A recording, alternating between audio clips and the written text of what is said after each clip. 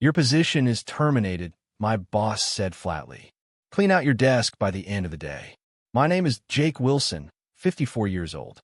Until that Monday morning, I was the senior systems analyst at Meridian Technologies in Columbus, Ohio. For nearly 20 years, I had been the backbone of the IT department. From the early days of dial-up connections to the complex shift into cloud migration, I had seen the company evolve. 3 CEOs had come and gone, yet I remained, training every new hire, recovering every lost file, keeping the systems running through nights, weekends, and holidays. I never asked for promotions or recognition. I just did the work. So when Daniel, the current CEO, called me into his office with Vanessa from HR already waiting, I knew exactly what was coming. The atmosphere had changed weeks ago. Without waiting for his explanation, I nodded once and said quietly, "I understand completely." No anger, no begging, just quiet acknowledgement. Back at my desk, I could feel eyes on me. Younger employees glanced in my direction, then quickly buried their heads in their screens. Word spreads fast in offices like this. Most of them were coders I had personally trained, bright, talented kids, but they didn't truly understand the foundation our systems were built on. They couldn't navigate the custom software I had developed, or the layered admin credentials buried deep within the architecture. That knowledge lived only in my head. I began packing my personal belongings carefully, almost ceremonially. A framed photo of my family, a coffee mug my son had made back in high school, a small cactus that had somehow survived 17 years under the harsh fluorescent lights. Bethany from marketing stopped by, her face tight with concern. "Jake, I just heard. This is ridiculous. You practically built this place." I shrugged, keeping my voice calm. Companies change direction, but without warning. After everything you've done, her voice was rising, attracting attention. "It's fine," I said quietly. It wasn't fine, but I wasn't going to make a scene. As I walked toward the exit with my box, Daniel stepped out of his office. He didn't offer a handshake. No goodbye. Just stood there, watching, as if to make sure I actually left the building. What none of them realized was that I had become the most critical person in the entire organization. Not because I was the smartest, but because I was thorough. Over the years, I had documented everything, set up secure audit protocols at the request of the legal team during a past scandal, and quietly built systems that could run smoothly or fall apart if the wrong hands tried to manipulate them. I also had copies. Sitting in my car, I gripped the steering wheel and looked back at the 12-story building that had consumed most of my adult life. That badge I just handed over, the one that granted me access to every floor, every locked server room, had been renewed 16 times. 16 years of swiping in before sunrise and leaving long after dark. I started the engine and pulled out of the parking lot, but not before letting the thought settle in. They had no idea. Wednesday was going to be interesting. I had been with Meridian back when it was nothing more than 2 modest floors in a suburban business park. That was the year my daughter, Olivia, started kindergarten. Now, as she prepared to finish graduate school, Meridian had grown into a corporate giant, and I had grown with it. I turned down offers from bigger companies more times than I could count. Loyalty mattered to me. My wife, Andrea, used to tease that the servers were my second family. She wasn't entirely wrong. Those machines had carried pieces of my blood, sweat, and sleepless nights. I knew every inch of that infrastructure, every system, every workaround, every backdoor fix to problems executives didn't even know existed. What I built wasn't fragile. It had survived 3 acquisitions, multiple rebrands, and a carousel of half-baked innovations the higher-ups chased, only to abandon them a few months later when the next shiny trend came along. Then came Daniel. He became my boss 5 years ago, a polished young MBA who talked fast, wore expensive suits, and treated people like line items on a budget sheet. To him, we weren't engineers or analysts. We were IT resources. Replaceable, disposable. Daniel thrived on buzzwords. Streamlining, efficiency, digital Z. They sounded impressive in board meetings, but I knew what they really meant. Do more with less, and pray nothing breaks. First, I try to help him understand. Daniel had no real appreciation for the depth and complexity of our systems. The layers built up over years of growth, adaptation, and crisis management. Every workaround I documented, every workaround I tested through trial and error, he treated as if it were trivial. "We need a future-proof," he'd say during meetings, staring past me as though I wasn't even in the room. I tried to explain the potential consequences, the ripple effects of even the smallest change, but he wasn't listening.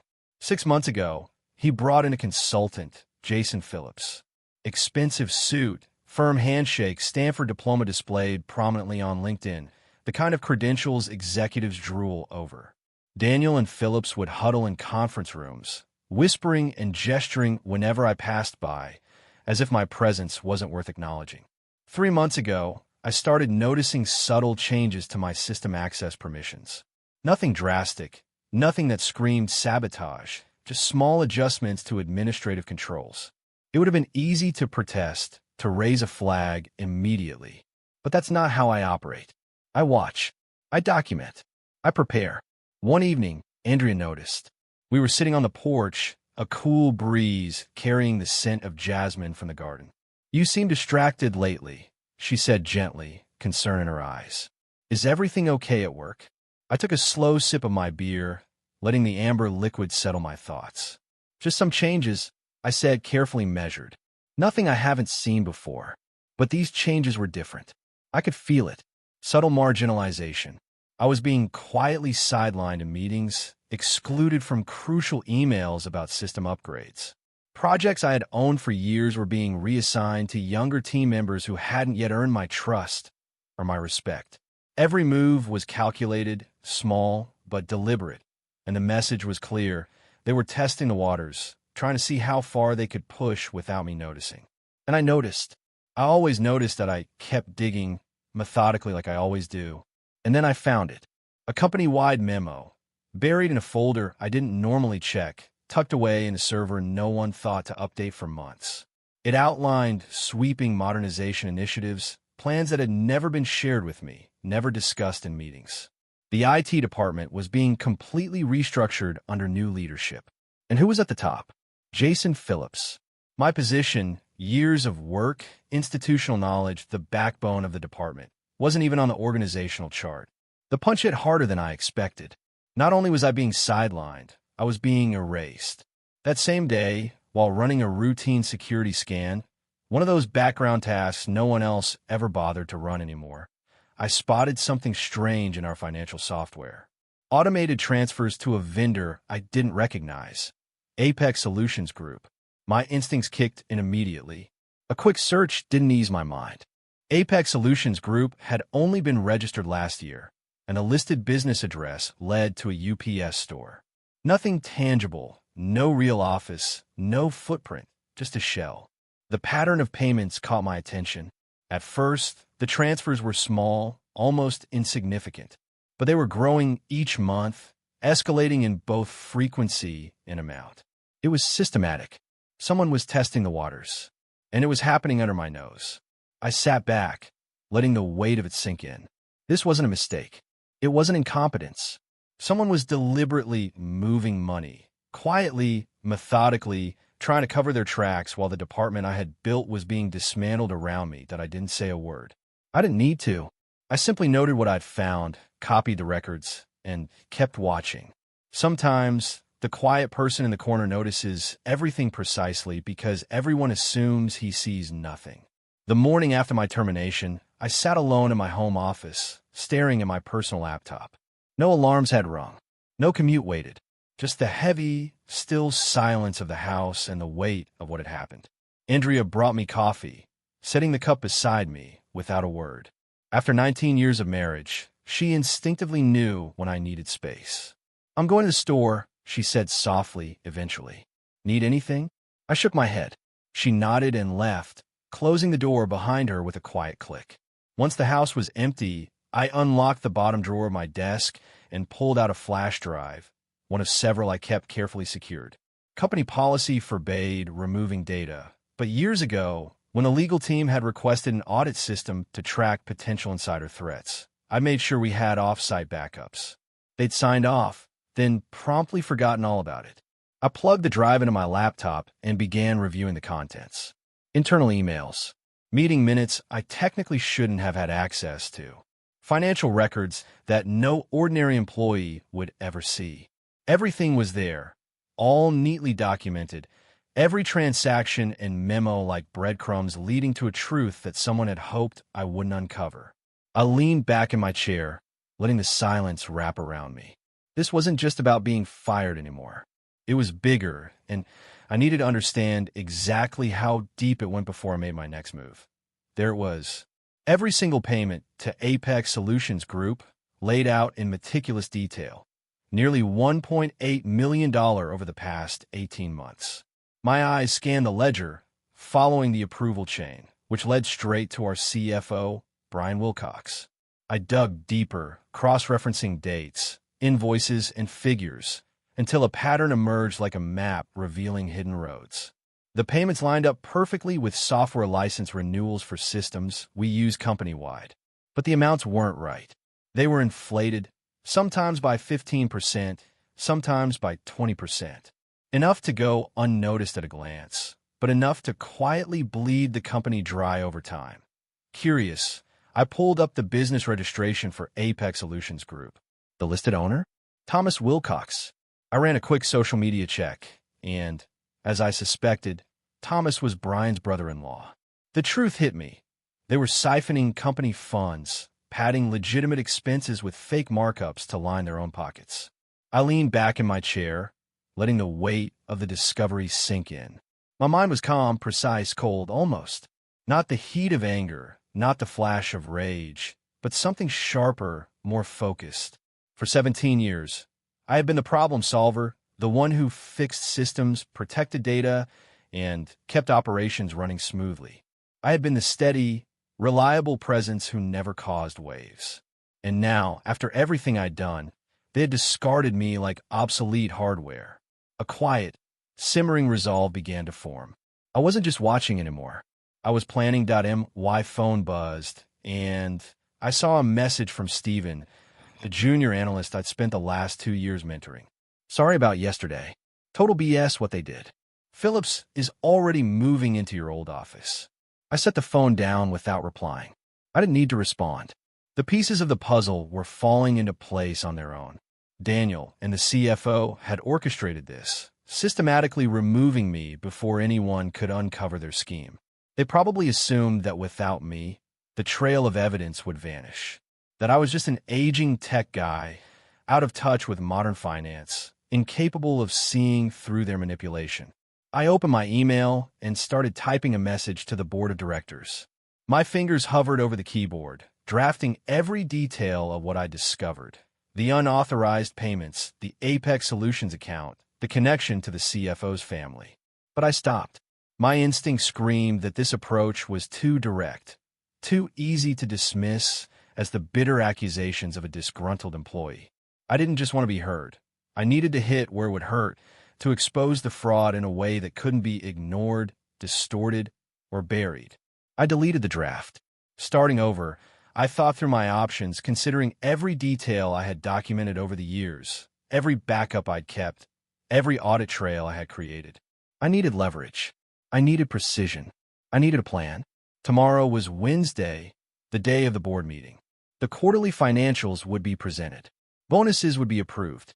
Executives would be paying attention to the numbers, but I knew what they weren't expecting me. I had the knowledge, the evidence, and the foresight to turn the tables. For the first time since being blindsided, I felt a controlled surge of determination. This wasn't about revenge. It was about justice, accountability, and making sure the truth couldn't be swept under the rug. Perfect timing.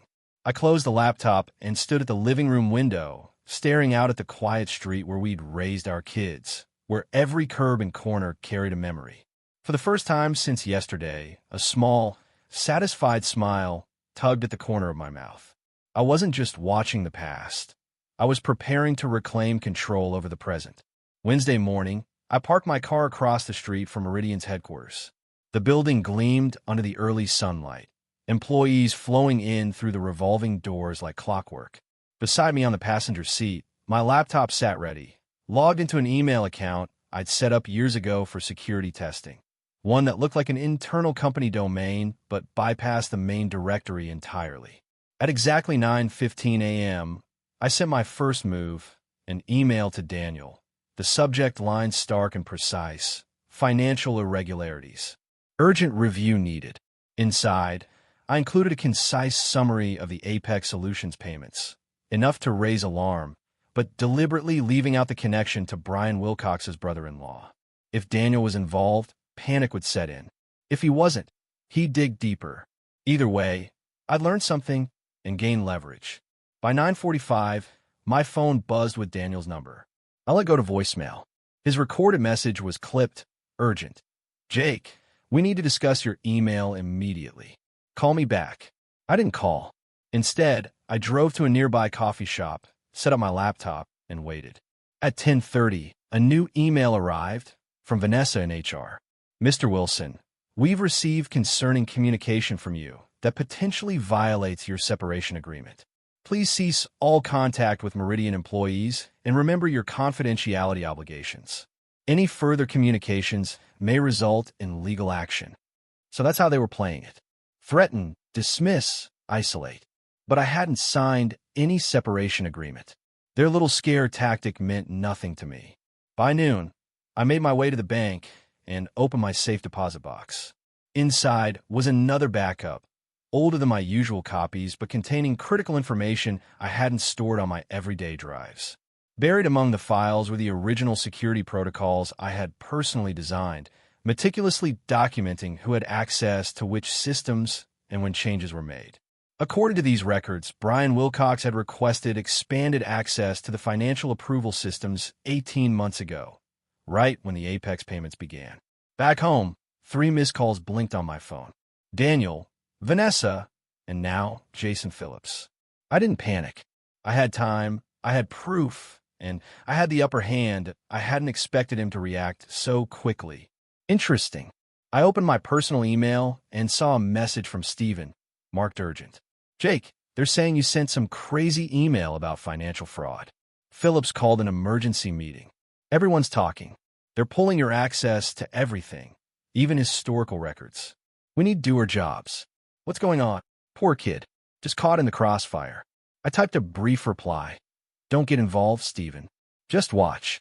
At 3 p.m., my home phone rang, a number I hadn't used for business in years. I picked it up but stayed silent. "Jake, it's Brian Wilcox." His voice calm, measured, almost rehearsed. "We should talk about your concerns. I think there's been a misunderstanding. Is that what you call it?" I replied evenly. "Look," he continued, "transition periods are always difficult. If you have questions about company finances, there are proper channels, like the board." I cut him off, letting a pause hang. The board doesn't need to be bothered with operational details, I thought. Then I said aloud, "Sorry, I'm busy tomorrow. Besides, I think the board might actually be very interested in Apex Solutions Group and your brother-in-law." There was a sharp intake of breath on the other end. "Everything I needed to know. You're making a serious mistake," he said finally. "We can make this right. Generous severance, references, whatever you need." "Goodbye, Brian," I said, and hung up.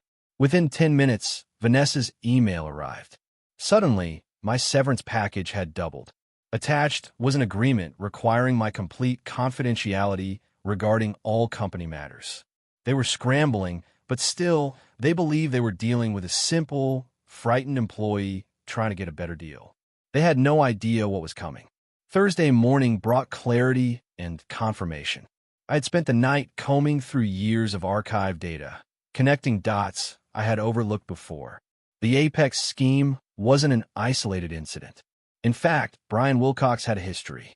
3 years ago, shortly after becoming CFO, I discovered another pattern: consulting fees to a firm called Lakeside Business Solutions. The more I dug, the more it became clear this wasn't a one-off mistake, an oversight, or even a harmless accounting trick. It was deliberate, systemic, and sophisticated.